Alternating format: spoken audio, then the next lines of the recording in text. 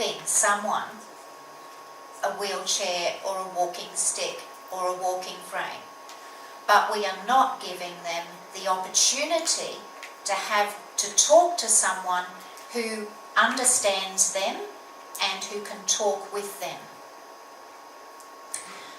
It is also the case that aphasia masks competence, so people with aphasia should initially be considered competent. They all say that they want people to know that they have aphasia and that they have not lost their intelligence. They are not stupid.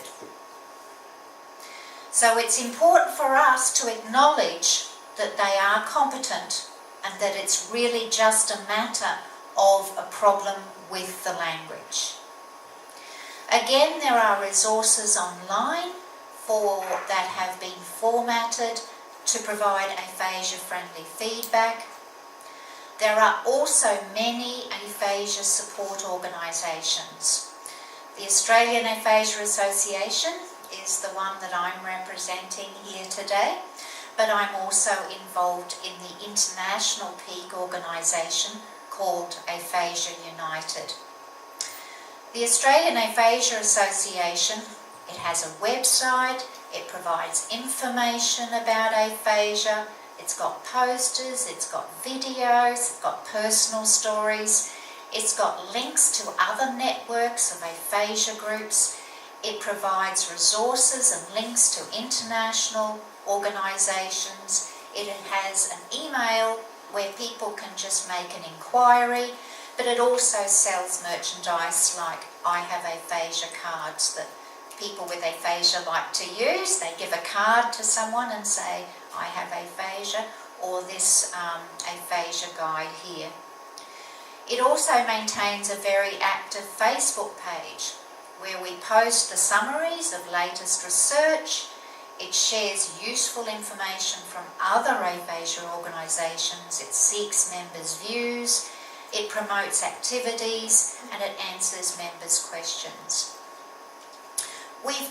I've come from the most recent conference of the Australian Aphasia Association.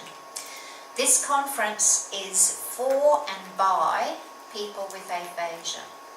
People with aphasia present to other people with aphasia and family members, but most importantly to speech pathologists and other health professionals. We had 120 people at each day of the 2-day conference and got exceedingly positive feedback. It was the 12th of this type of conference. I understand that Egypt doesn't have the wealth, perhaps in the public system, to provide these resources. But the cost of ensuring that all stroke care staff can and do communicate effectively with people with aphasia is not that expensive. As I've said, there is a free online course.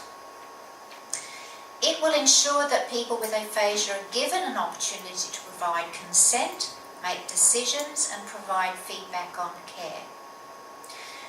In addition, cost-effective models of service delivery, such as computer therapy, group therapy, telepractice and intensive programs, need to be implemented into routine practice. So as speech pathologists, maybe we need to get away from the one-on-one intervention programs that are unlimited, that has been the traditional practice of speech pathologists.